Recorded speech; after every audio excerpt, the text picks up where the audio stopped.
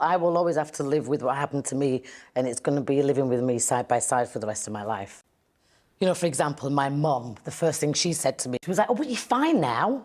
You've got away from him. And no, if anything, your world then gets completely turned upside down, because if you've been, whether you've been in an abusive relationship for an hour, a day, a month, a year, 10 years, there's things that the abuser does to you that will never leave you, from literally telling you everything that's wrong with you, putting you in certain situations where you feel so humiliated. The simplest of things, like getting dressed in the morning. You know, what do I wear? I'm used to being told what to wear in such an aggressive way that these things I didn't have to think of, or, you know, I'm not allowed to have a credit card, I'm not allowed to drive, so you have to relearn everything again. So all that happened to you?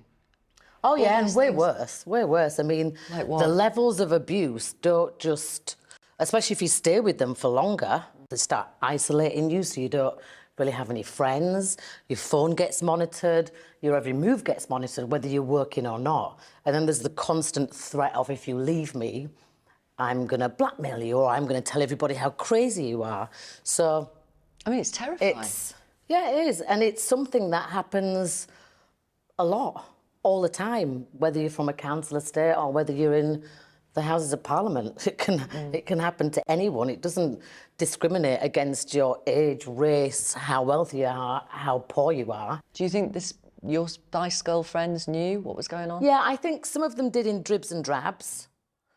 But I was in it for 10 years. I was very good at hiding a lot of things, especially anything to do with my then husband and what I was going home to, or what I'd just come from. One Woman's Charity reports government figures from a few years ago where 41% of UK girls aged 14 to 17 in an intimate relationship experience some form of sexual violence from their partner. How do you react to that?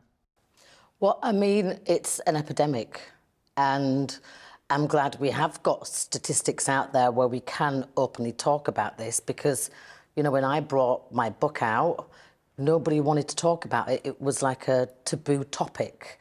It was something that everybody knows about, but nobody talks about it.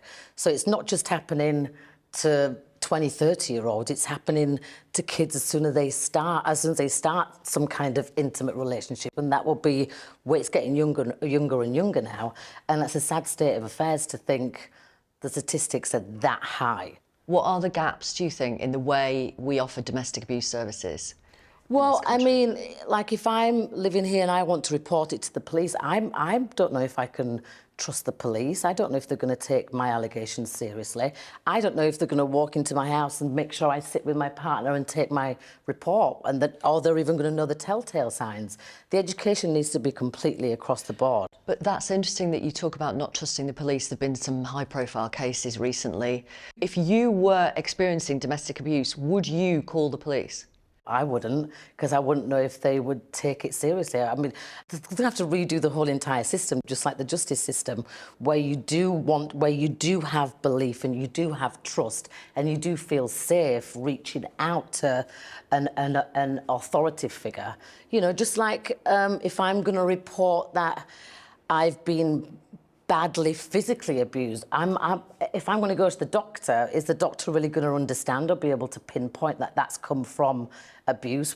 It's like every aspect you turn to needs to be re-looked at, re-educated, and it should all come from an experience point. Like women, it's getting younger and younger, and it's getting more and more widespread because these abusers just get away with it, and it's almost become a cultural thing just to do, to see if you can get away with it, and you can get away with it. I want to ask you about December 2014. You were a judge on The X Factor. It's the live final, and you appeared without your wedding ring, and it looked as though you had a bruise on the side of your face, which was covered with makeup, and you had scratches on your arms. What made you decide to do that? I think by that point, when I was doing The X Factor and I'd missed that show the night before, I'm very much 100%. When I commit to my work, I commit to my work no matter what happens. And I got myself out of the hospital bed. I wanted to do the show. I was making some kind of gesture, like I took my wedding ring off. I'm like, you're not going to be controlling me or deciding how this story plays out. So I guess it was wanting to somewhat say this has to stop to my then husband, but then also saying, look what you've done to me. Look what you did. Melanie Brown, thank you very much for talking to us. Thank you. Thank you.